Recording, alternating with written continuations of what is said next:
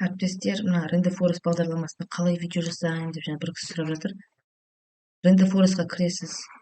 Мына жерде өзіңіздің аккаунтыңызды ашып тұру керек қой осылай. Одан кейін видеоға барасыз, анимация деген басасыз. Мына жерде шаблондар өте көп түрлері. Любойын таңдайсыз. Любой ұнаған өзіңізге. Енді мынау түсіндірмелі видеолар ғой мынау. Мына жерде мультяжный шығады. Мына жерде ақ тақтада бірыңғай түсіндірмелі видеолар жасайды. Мына жерде тоже әртүрлі трендовый түсіндіретін видеолар ше. Ең ыңғайлы деген біз қолжетімді үнемі біз сұрайтынымыз осы ғой. Ақ тақтада қалай жазады мына ручкамен дейтіндер. Мінекей кеше мен мынаны көрсеттім. Өзіңіз не жазасыз, сценарий жазасыз, соған байланысты өзі шаблон құрып береді сізге. С нуля жасауыңызға да болады.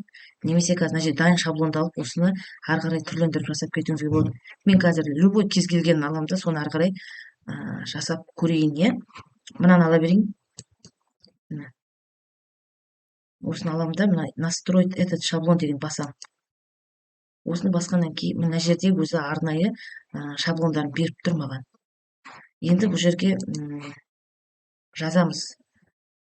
Бірінші не тұр ғой? Бірінші слайдты ашқан кезде мына жерге түртіп жіберіп, осы жерге жазуға болады осы жерде. Я болмаса мына жерді түртсеңіз, ол мына жерге де жазуға болады міне. Ищите кого-то деп тұр ғой? Осы жерге түртіп жазсаңыз, мына жақ экранға шығады ол да. Осы жерге жазайық. Енді бұл жерде қазақша шрифттар оқымай тұр. Мен енді жаңа былай жасап көрдім. Мына жерге жазатын жерге ештеңе жазбаймын. Осылай видеолардың барлығын скачать етіп алсам болады екен. Сосын видеода нелері, ручкалары бүйтіп қозғалып тұрады. Сол жерге сырттан әкеп қазақша шрифттарды әкеп қоя салса да болады екен. Сонда ол мынаның эффектісін береді. Кәдімгідей жазып жатқан сияқты қазақша шрифттарды. Мына жерге қалай жазамыз, иә? Мына жерге жазайық. Сәлем. Мына жерге шығады. Келесі сценарий бойынша қарайсыз. Мыналардың бәріне не жазасыз? Бүгінгі жоспар. Мына жерге кетті, енді келесінің астына жазасыз.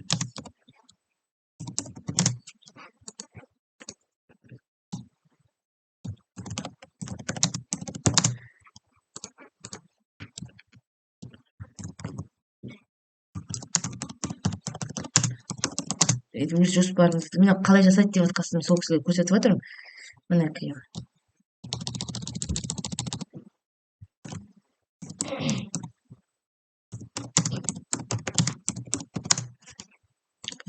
Бұл жерге сіз өзіңіздің кәдімгі сабаққа қатысты дұрыс жаңа жоспарлы жұмыстарын жазасыздар ғой.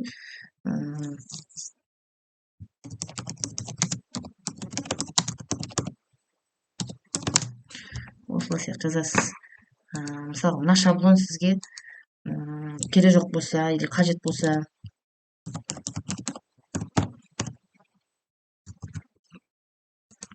мына мысалы керек жоқ болатын болса, осы жерден удалить етіп тастайсыз. Мынау да қажет болмаса, осылай удалить етіп тастауыңызға болады. Мынау жаңа қайталанып кетіп тұр ғой. Сондықтан мынау қажет емес десеңіз, осылай өшіріп тастайсыз, болды. Енді мына қалған 3 слайд сақтау үшін қайда барасыз? Предпросмотр деген бар ғой, мына соған барасыз. Мынау бар, быстрый предпросмотрға барады. Сізге мынағанда сақтауға болады. HD 1080 тұр ғой, ең жоғарғы сападағы видеоны сақтайтын ғой. Осыны бассаңыз да болады. Басып қойып солай. Қазір жүктеп жатыр біздікі. Мінекей жүктеліп жатыр әлі. Мінекей әріптестер, жаңағы видео жүктелді. Енді көрейік.